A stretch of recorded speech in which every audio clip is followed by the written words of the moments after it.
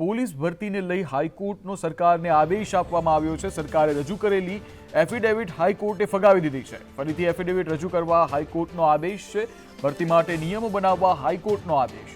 સરકારની ભરતી પ્રક્રિયા મુદ્દે હાઈકોર્ટે નારાજગી વ્યક્ત કરી છે અને સાથે જ હાઈકોર્ટે કહ્યું, માત્ર કાગળ પર ભરતી લખી સંતોષ ન માનો।